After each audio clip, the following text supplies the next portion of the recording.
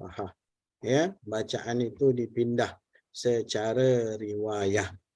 Ya, secara riwayah ni ada dua lah, sama ada guru baca murid ikut ataupun murid baca guru dengar, ya, dan guru bimbing, ya, guru bimbing bacaan tersebut kalau ada salah dan silap. Boleh dua-dua kaedah tersebut. Guru baca murid semak ataupun guru baca murid ikut apa yang guru baca.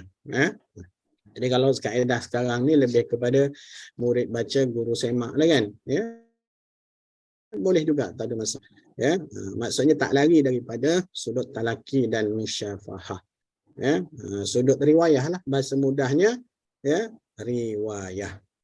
Itu sandaran yang pertama untuk dapat kesahihan ilmu bacaan. Ya, yang pertama mesti riwayah, mesti berguru. Okey. Kemudian yang kedua, ni yang kedua, ialah sumber dirayah. Sumber-sumber dirayah. Ya, yang tadi riwayah. Riwayah ni maksudnya berjumpa, mengambil bacaan daripada guru. Ya, bertalaklah tu maksud dia. Yang kedua ialah sumber-sumber dirayah, iaitu fakta-fakta yang ditulis oleh para qurra. Dalam bentuk kitab lah. Ya. Dalam kitab ke sejak zaman permulaan Islam lagi. Okey. Ini peringatan untuk kita, tidak memadai juga bagi seseorang yang mempelajari sudut baca dia talaki musyafahah saja, ya, tanpa pernah mengetahui teori-teori dalam ilmu tajwid, pun tak boleh.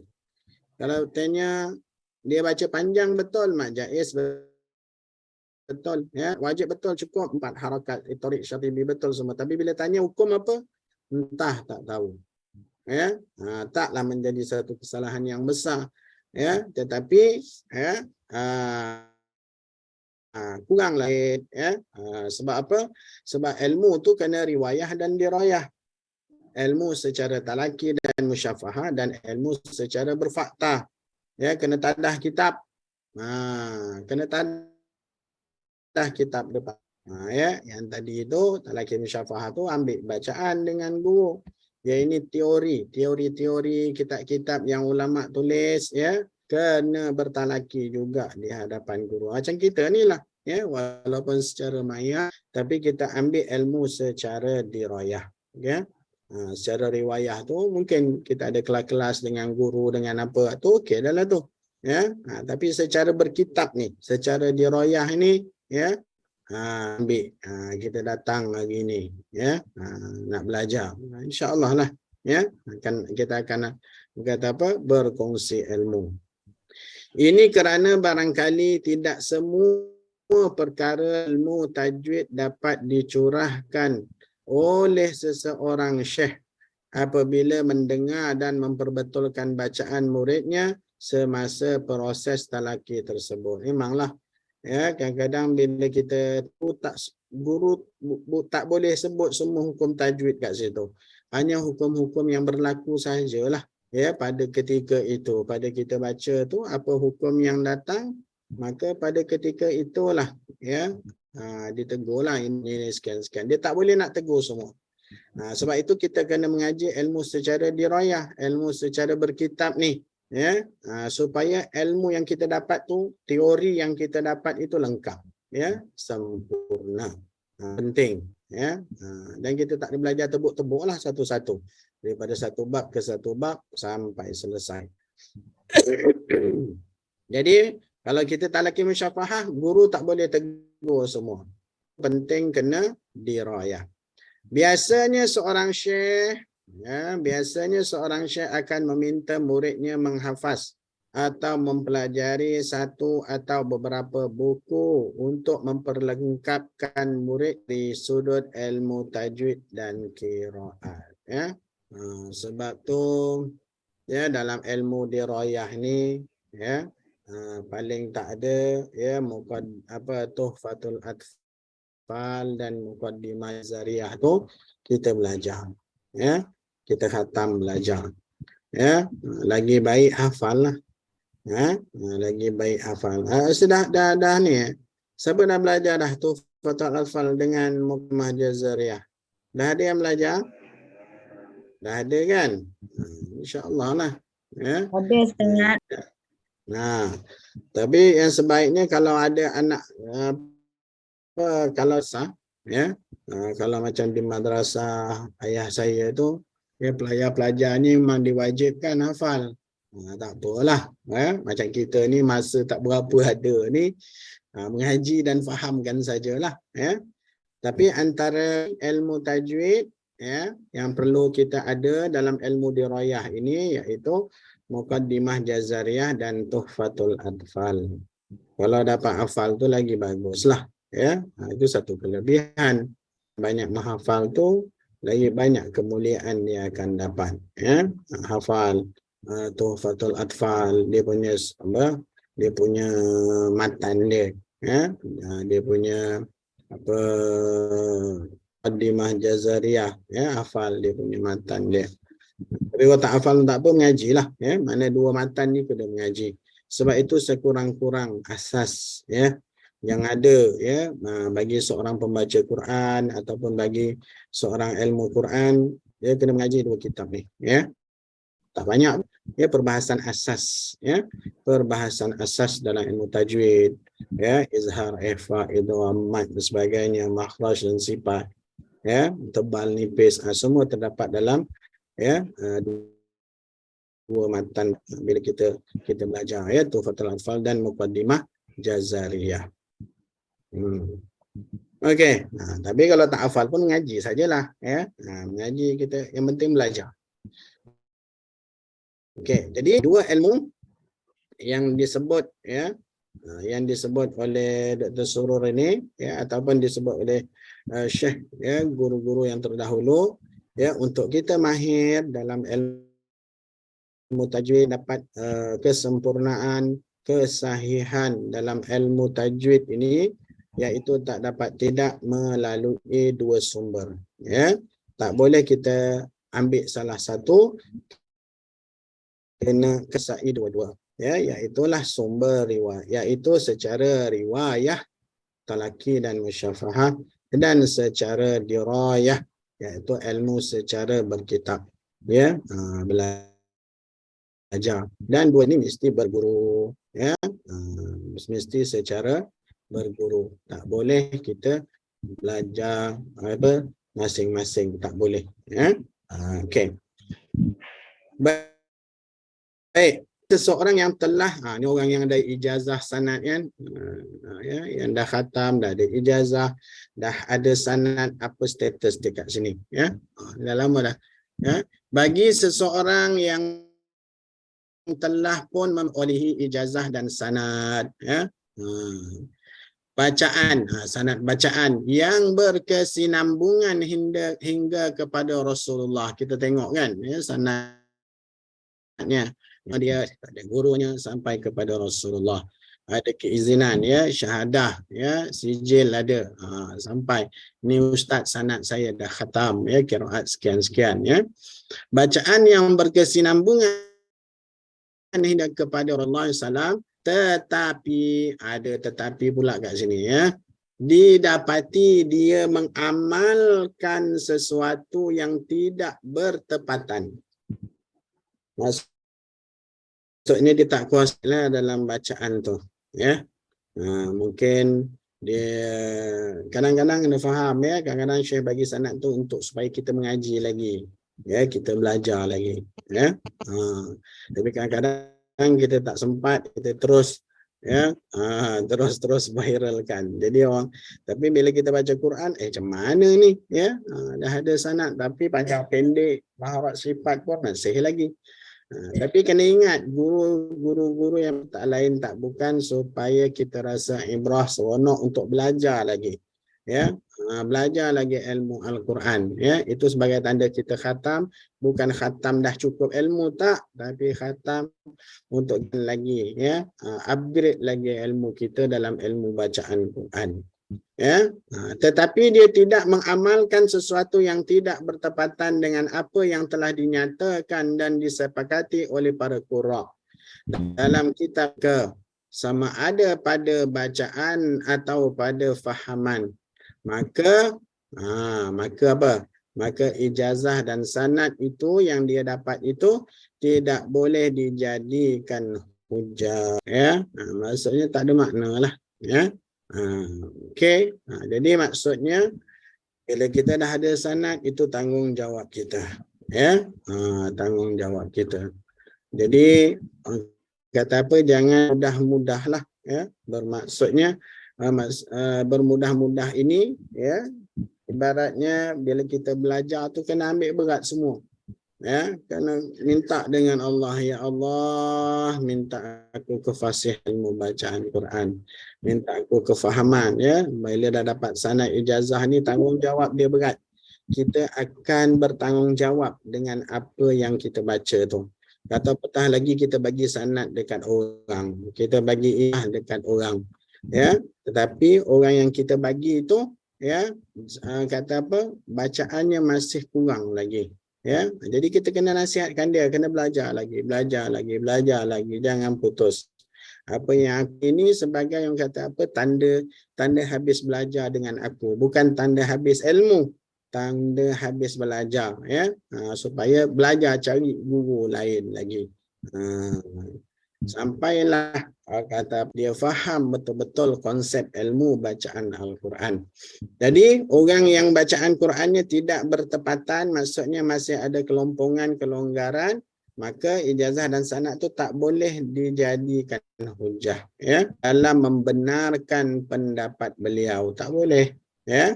Bahkan apa yang menjadi pegangan itu boleh ditolak kerana membawa sesuatu yang syaz, yang ganjil dalam tajwid dan qiraat. Jadi hati-hatilah, ya. Ini sebagai peringatan kita lah, ya. Jangan takut pula nak belajarlah, ya. Cuma jangan putus belajar, ya. Jangan putus belajar. Sijil ke dah ada sanad ke, qiraat itu, qiraat ini itu sebagai untuk kata apa, menambah semangat kita lagi, ya, untuk dalami ilmu bacaan Al-Quran. Okey, tu sedikit, ya, fawaid, ya, buah ilmu daripada beliau. Yang bawah ni merakamkan terima kasih, ya, kepada orang-orang yang banyak membantu beliau. Bacakanlah di sini. Okey, dan sekian, wabillahi taufik wal hidayah, ya, daripada Abu Anas An-Nadawi. Sebab Abu Anas An-Nadawi ni iaitu Dr. Surur Syihabuddin lah, ya. Pada 2007, ya. Jadi sebab tu cetakan pertama tu 2007, ya. Cetakan pertama tu daripada 2007, sekarang dah 2022. Okey, baik, kita tengok daripada sudut isi kandungan, ya. Kita kena tahu juga apa kandungan-kandungan yang dia bahaskan, yang kita nak bacakan nanti ni, ya. Jadi pada prakata penulis tu kita dah saya dah bacakan dekat sini, ya. Okey, dalam mukaddimah penulis. Ini mukaddimah, ya, dalam ilmu tajwid, ya. Maka nanti dia akan tentang sejarah penulisan ilmu tajwid dan qiraat, ya, apa itu qiraat, riwayat, tarik, ya, dalam pembacaan Al-Quran, ya. Kemudian tokoh-tokoh utama ilmu tajwid yang perlu kita kenali lah, ya. Jadi bila kita mengajar ilmu tajwid ni, tokoh-tokoh ni kena tahu, ya, siapa dia, ya, Imam Asim, ya, siapa dia Imam Hafs, siapa dia dan siapa dia Imam Ibnul Jazari, ya. Semua ni adalah ulama-ulama yang hebat, ya. Yang hebat ramai lagi, ya, tapi ini sebab kita fokus kepada qiraat Imam Asim, Hafs, ya, Tariq Imam Syatibi bersama dengan tajwidnya, maka empat orang imam inilah yang akan kita kita ya diterangkan ya bibliografi ya biografi tokoh-tokoh tersebut ya yang perlu kita ketahui. Kemudian Resam Utsmani ya. Dibahaskan juga tentang sejarah Resam Utsmani Rasulullah ya pada zaman Abu Bakar As-Siddiq ya pada zaman Utsman ya kemudian jumlah naskah mushaf Utsmani ya yang dibawa ya ke negara-negara Islam.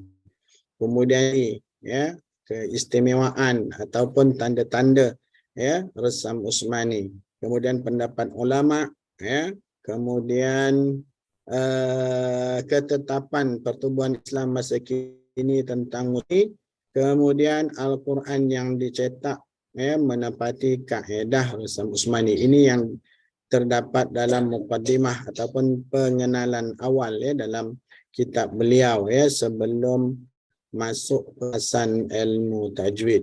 Ya, jadi kata apa sebagai ilmu sampingan lah ya yang perlu kita ketahui ya. Jadi kalau tak tahu ya okey. Jadi kita tengok bab yang dibahaskan ya. Masa akan datang nanti kita akan bahaskanlah satu-satu dari bab ke bab. Jadi bab yang pertama ini ya, lebih kepada pengenalan ilmu tajwid. Okey. Kemudian masuk seterusnya bab yang kedua nanti ya hukum nun mati dan tanwin ya.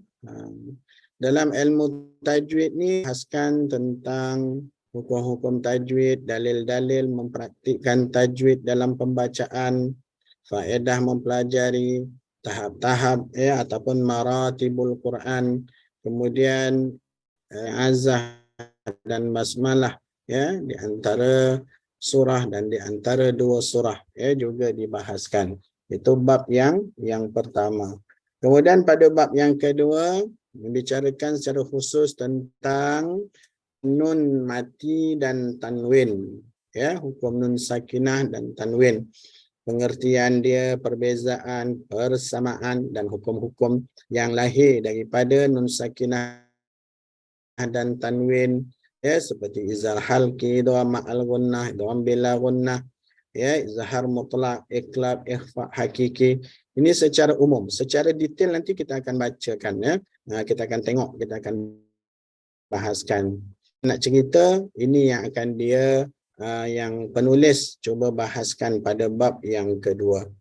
Pada bab yang ketiga khas membicarakan tentang mim sakinah ya. Pengertian mim sakinah yang berkaitan dengan idgham syafawi, ikhfa syafawi dan izhar syafawi. Ya, dan yang menjadi satu kelebihan dia akan bagi tahu cara kaedah bagaimana cara sebutan tersebut ya, macam nun sakinah dan tanwin nanti dia akan bagi tahu cara sebutan yang benar macam mana, mim sakinah cara sebutan yang benar macam mana. Itu yang penting tu perbahasan tersebut. Kemudian yang keempat, hukum nun dan mim bersabdu ya serta hukum gunnah. Nampak beza tak ya? Yang tu mim mati sahaja. Yang ini khas membicarakan tentang mim yang bersabdu serta hukum-hukum dengung yang lain. Disebut sebagai al-gunnah. Ya. Itu yang ada tahap tu. Ya, yang musyaddadah, ya, mutaharrik, mudghamah, ya, mukhfah, ya, muzharah dan mutaharrikah. Ya, nanti diletakkan sekali lah jadual-jadual hukum gunnah yang dalam ilmu bacaan Al-Quran dalam bentuk jadual ya, mudah untuk kita faham. Sebab kadang kita belajar dengung nun sabdu, mim sabdu dah ya. Tapi yang ini dia lebih detail lagi ya. Pengertiannya, kadar harakatnya, tahap-tahapnya ya dan jadual hukumnya. Kemudian yang kelima dalam kitab ini juga membahaskan izhar qamari dan idgham syamsi. Ya, jadi lepas kita dah ni tak ada lagi lah sebut alif lam qamariyah ataupun alif lam syamsiah, ya, kita sebut nama dia yang betul terus, ya. Yang itu boleh juga terima, ya, tapi bila kita dah mengaji, dah belajar ni, kita tak gunalah istilah tu. Kita guna izhar qamari dan idgham syamsi yang membahaskan secara khusus tentang lam ta'rif, ya, lam ta'rif. Ada yang dibaca dengan izhar, ada yang dibaca dengan idgham, dan ada yang tak termasuk, ya, dalam lam ta'rif, ya, disebut sebagai lam asliyah tu nanti, ya, itu pun akan dibahaskan. Okey, untuk bab yang keenam, ya, dia lebih dalam sikit, iaitu cerita tentang al-mudud, ya, yang tadi itu cerita, ya, tentang gunnah, ya, satu bab yang besar, ya. 6 ni hukum mudud. Hukum mudud iaitu hukum-hukum yang berkaitan dengan panjang dan pendek, ya, dalam ilmu bacaan Quran, ya. Yang asal daripada mana? Yang asal pecahan daripada alif, waw dan ya. Daripada alif, waw dan ya itulah, ya, berpecahnya, ya, kepada, ya, tabi'i dan fara'i. Ini akan dibahaskan secara detail lah, ya, serta kaedah bacaannya. Bagaimana cara nak baca, bagaimana cara nak kenal, ya, semua akan dibahaskan. Okey, termasuklah jadual hukum mat, pengertian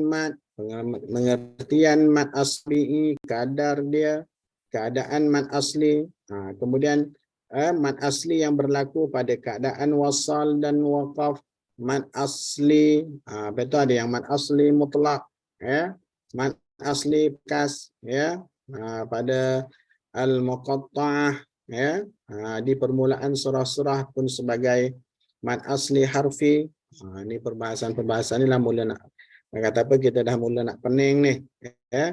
Tapi jangan, ya, slow-slow kita masuk, ya, tenang-tenang je, santai-santai je, insya-Allah. Ya, tak ada laju nak ke mana pun, kita akan baca slow je, ya, sampai khatam, ya, kita tak ada kejar, ya. Yang penting yang mengikuti poin, ya, dia dapat buah ilmu tu, ya. Dengan syarat ada kitab lah, ya, beli kitab ni awal-awal tak rugi, ya. Mat asli yang berlaku ketika wasal, ya. Kita ada mat silah surah, ya. Ini hukum khas dalam bicara tentang al-mudud, ya, ilmu yang penting dalam ilmu bacaan Quran, ya, membahaskan tentang panjang pendek, ya, dalam bacaan Quran. Kemudian yang 7, ya, perbahasan tentang far'i. Ini far'i lah, ya. Terjadinya mat far'i, ya, mat far'i disebabkan hamzah, mat far'i disebabkan sukun, itu pula mat far'i disebabkan sukun arid, ya, mat far'i disebabkan sukun asli. Ini akan dibahaskan, ya, panjang, ya, perbahasan ini, ya, sampailah peringatan berkaitan mat far'i.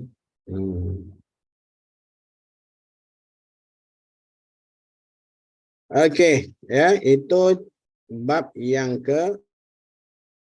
ke-7, cerita tentang mat far'i.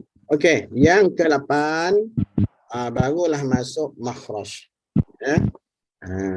Masuk satu yang tadi itu lebih kepada hukum-hukum yang dah, ya, hukum-hukum yang aridah, yang kemudian, ya, hukum-hukum yang baru datang. Tapi sebenarnya hukum-hukum lazimah ni kita kena dulu, ya. Tapi tak apalah, dalam kitab ni hukum yang lazimah dia kemudiankan, ya, iaitulah yang bicarakan tentang makhraj dan sifat. Jadi bab yang ke-8 barulah cerita tentang, ya, perbahasan tentang makhraj, ya, makhraj, ya, nampak, makhraj muhaqqaq dan muqaddar, nampak. Kemudian ada yang am, ada yang khas, ini kita akan bahaskan. Kemudian 17 cara penyebutan makhraj huruf, kan gelaran suara huruf, ya, sehinggalah, ya, makhraj huruf di sisi qura', ya, di sisi qura' dan di sisi lughawiyin, ya, ulama-ulama bahasa, ya. Kemudian makhraj di sisi pengkajian moden. Ini juga dinyatakan ya dalam kitab beliau ya, akan dibahaskan. Bab yang ke-9, selesai makhraj, masuk sifat-sifat huruf. Okey, sifat huruf itu ya bermula yang lazimah, sifat yang tidak berubah-ubah, kemudian sifat yang berubah, sifat aridah ya. Kemudian huraian, ada yang berlawanan dan ada yang sifat tanpa lawan. Ini akan dibahaskan ya pada bab yang ke-9. Kemudian selepas sifat-sifat berlawanan ya, dia masuk bicarakan tentang sifat antara kuat dan lemah ya. Ada paling kuat, sederhana, lemah dan paling lemah ya. Itu ini akan dibahaskan ya. Ini saya ceritakan dulu secara umum lah, supaya kita awal ni orang kata macam sinopsis dia lah, apa yang kita nak belajar dalam ilmu tajwid ya, lengkap riwayat Hafs ya, Tariq Syatibi ini. Okey, bab yang ke-10 ini bacaan khas tentang masalah kat ni ya, tentang tebal dan nipis ya, tebal dan nipis dalam bacaan Al-Quran ya. Pengertian apa itu tebal, apa ya. Kemudian huruf-huruf istifal. Ini kita dah belajar sifat tu, kan jumpalah istifal yang sentiasa dibaca tipis. Kemudian huruf-huruf isti'la yang sentiasa dibaca tebal. Ya, huruf ra tebal nipis. Kemudian huruf lam ya, pada lam jalalah. Kemudian pada alif mat dibahaskan juga ya, bila baca tebal, bila baca nipis. Okey, terus bab yang ke-11 ya.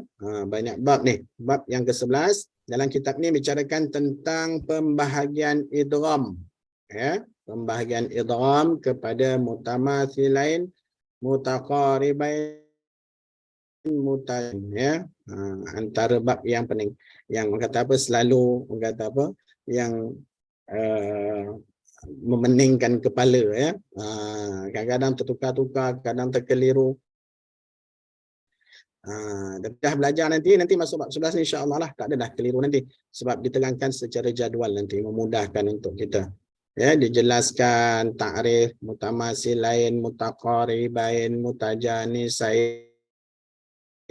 Kadang terkeliru dengan idgham ma'al gunnah lah, idgham bila gunnah lah, terkeliru pula dengan idgham ya yang kamil nakis. Banyak nama ni ya. Itu tak bersau. Kita akan sama-sama ya bahaskan secara satu persatu sampai kita jelas, insya-Allah. Okey, itu dalam bab ini ya, mutamatsilain, mutaribain dan mutajanisain. Bab yang ke-12 berkaitan dengan hamzah wasal, hamzah qata' dan iltiqa' sakinain ya. Iltiqa' sakinain ni iaitu pertemuan dua sukun. Bacaan Quran ini ya, pertemuan dua sukun ini berlaku. Ada dalam Quran tu dah siap ditukar ya. Ada dalam Quran itu kita kena tukar sendiri ya, macam khairanil wasi, nun kecil kat situ, kita kena tukar sendiri. Ada yang dah siap tukar, manis tata'a ilaihi sabila, dah siap tukar dah ya. Tak perlu pening kepala. Tapi ya dia akan ceritakan ya bagaimana ya yang dikatakan hamzah wasal, hamzah qata' dan iltiqa' sakinain ya. Jangan risaulah ya, insya-Allah. Okey, pertemuan dua sukun ya. Boleh tengok di yang ke-13 berhenti, antara bab yang terakhirlah ya. Ilmu yang penting ya, yang terakhir berhenti dan memulakan bacaan. Jadi ada bab 1 sampai bab ya, bab 1 ni ya, kalau daripada sudut ilmu bacaan Quran ini ya, daripada bab 1 sampai bab 12 itu semua dengan ilmu tajwid ya, kaedah bacaan, hukum-hukum hakam bacaan, tebal nipis, dengung apa sebagainya lah, sampailah pada iltiqa' sakinain. Itu mewakili 50% saja dalam ilmu tajwid. Ya, disebut sebagai tajwidul huruf. 50% lagi pada mana? Pada wa ma'rifatul wukuf. Ni bab yang ke-13 ni. Perbahasannya nampak kecil, tetapi ia menuntut kepada kita ni kefahaman yang sebenar, ya, dalam ilmu bacaan berkaitan dengan waqaf dan ibtidak ni. Okey, waqaf berhenti bacaan, ya, pengertian waqaf dalil, ya. Kemudian kita nak faham bila baca Quran, yang paling kita nak faham di mana tam, di mana kafi, di mana hasan, di mana qabih. Ya. Sekarang ni baca Quran kita cari tanda mim, cari tanda jim, qili, sili, kan? Ya, tanda apa lagi? Ta, tanda lam alif, ya. Kita beramal dengan tanda tersebut. Bila masa nak beramal dengan tam, kafi, hasan dan qabih? Ya, ini akan diterangkan secara jelas nanti pada bab yang ke-13. Ya. Sebab ayat Al-Quran ini bukan sahaja untuk kita baca Al-Quran itu tajwidul huruf, tetapi wa ma'rifatul wukuf. Betul kaedah waqaf dan ibtidaknya. Supaya apa? Supaya ayat yang kita baca itu, ya, ayat yang kita perdengarkan itu sempurna seperti maksud yang dikehendaki oleh Allah Subhanahu wa taala. Sebab itu adanya berhenti yang tam, berhenti yang kafi, berhenti yang hasan, ya, dan ada yang qabih. Ini nak faham sungguh-sungguh lah. Ini mewakili 50% lagi. Kalau kita tajwid baik macam mana pun, ya, hukum hakam kita kuasai macam mana pun, tapi pada waqaf dan ikut dan dia kita nak waqaf, sayanglah, ya, tak sempurna lagi bacaan Quran kita, ya. Jadi kalamullah itu tak sempurna lagi, walaupun lafaznya betul, tetapi berhentinya itu kita, ya. Sebab dalam waqaf ibtidak ini ulama dah bahaskan daripada setiap ayat, daripada suratul Fatihah sampai suratul Nas, cukup tamnya di mana, kafinya di mana, hasannya di mana. Ya, dah selesai, kita tak jumpa lagi, kan. Jadi insya-Allah lah di sini akan bagi gambaran pada kita perbahasan tentang tam, kafi dan hasan, memudahkan kita untuk beramal dalam bacaan Al-Quran. Okey. Kemudian tanda-tanda waqaf, mim, qili, jim, sili ni, ni pun akan diterangkan kenapa tanda-tanda waqaf ini dibuat, ya. Kemudian ada juga waqaf pada akhir, ya, yang kadang-kadang yang biasa kita buat, ya, sukun mahal, ya, tapi di situ ada raum dan ada ismam yang dibenarkan, yang boleh pilih, ya, untuk kita bacakan. Kemudian masalah, ya, qata', ya, dan ibtidak. Ini semua ini akan dibahaskan secara jelas pada bab yang ke-13. Kemudian yang terakhir dalam kitab Dr. Surur ini, ya, perkara bacaan qiraat Hafs an Asim melalui tariq Syatibiyah. Jadi beliau bahaskanlah, ya, perkara-perkara yang perlu kita ikuti, perlu yang kita baca jika kita mengikuti bacaan qiraat Imam Asim, riwayat Imam Hafs, tariq Syatibi. Dia ada undang-undang bacaan yang khas lah. Jangan bercampur-campur. Ini pun bahaskan, ya, dan beliau juga bawa beberapa tariq bacaan thayyibah, ya, dalam kitab ini supaya nampak perbezaan di antara tariq Syatibi dan tariq-tariq yang di bawah thayyibah yang oleh Imam Ibnul Jazari. Okey, ini bacaan-bacaan khas, ya, daripada satu ni sampailah yang ke-20 ni, ya, di bawah tariq Imam Syatibi. Jadi kalau kita lihat semuanya ini ada 14 perbahasan, ya. Jadi sebab tu saya kata tadi, ya, kitab ni antara kitab yang sangat-sangat,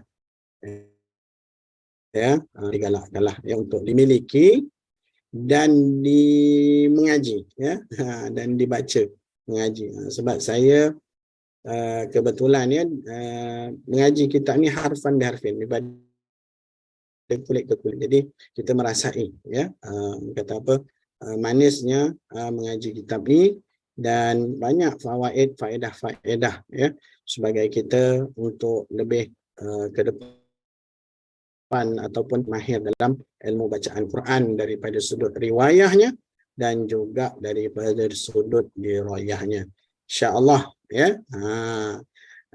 Masalah kekeliruan, masalah ketidakfahaman kita akan bahaskan sikit-sikit lah ya. Yang penting jangan putus ya, doa diberikan kesihatan ya, supaya kelas kita ni terus diadakan ya. Jangan tertangguh ya. Doakan saya, doakan ya, mudah-mudahan insya-Allah terus sihat. Okey, jadi ada 2-3 minit lagi. Ada apa persoalan ya, boleh ajukan sebelum kita tutup majlis kita. Ada nak bertanya? Ustaz, Assalamualaikum Ustaz. Ya, saya. Kitab ni nak beli kat mana ya? Kitab ni dalam Shopee pun ada ya. Untuk bahagian belakang ke hanya perlu tengok kat depan je? Bahagian belakang maksudnya? Yang belakang kitab tu. Nak tengok buku keluar mana? Ke cukup dengan depan, bahagian depan je? Cukup bahagian depan saja. Okey Ustaz. Dalam grup pun saya ada bagi link nanti ya. Untuk dapatkan ya kitab tersebut. Di kedai-kedai pun ada insya-Allah ya. Okey, terima kasih. Ada yang lain yang berkaitan dengan ni yang tanya? Ustaz. Ya. Cuma nak maklumkan yang kitab yang ni, yang cetakan pertama dia yang 2004 ni kan yang saya ada ni, dia sampai tak cetakan pertama 2004 tapi saya itu beli, awal lagi. tapi saya beli 2007. Dia sampai bab 16 saja Ustaz. Sampai bab 6 saja. Ya, betul. Yang Ustaz, yang syarah tadi yang Ustaz beritahu sampai 14 kan? Dia dia start cetakan 2007 tu dah sampai 14 dah. Kena beli yang baru lah Ustaz. Kena beli yang, kalau yang baru tak silap saya 2022, tak silap saya dimaklumkan. Sebab dia tak lengkap sampai 14 kan? Okey, ada soalan? Itu saja Ustaz. Ya, terima kasih. Ustaz. Okey, ada? Nursia Harun nak tanya apa? Tadi story putus-putus suaranya.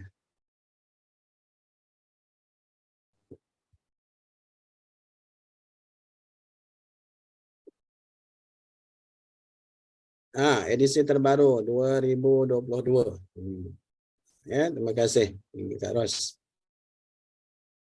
Okey, maaf ya tadi suaranya terputus-putus. Nak tanya siapa tu? Hashimah.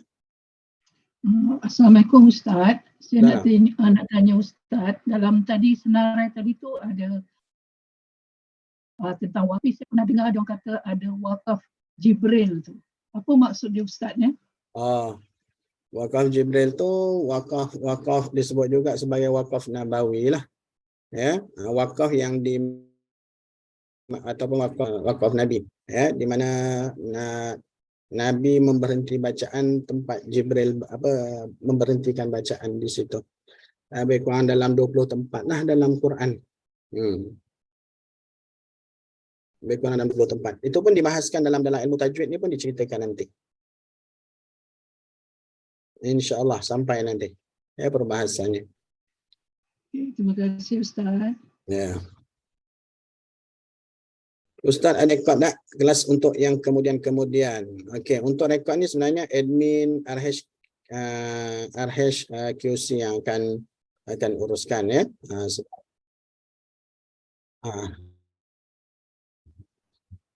Cuma tadi tu sebab ada masalah sedikit yang tak dapat.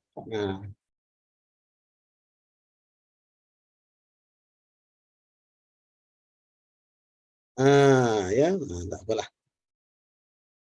Tapi ini sementara dia link sementara, ni link saya sendiri ni ya. Jadi tak apalah ya. Mudah-mudahan akan datang tak kita tak berlaku lagi benda macam tu. InsyaAllah lah admin akan buat rakam.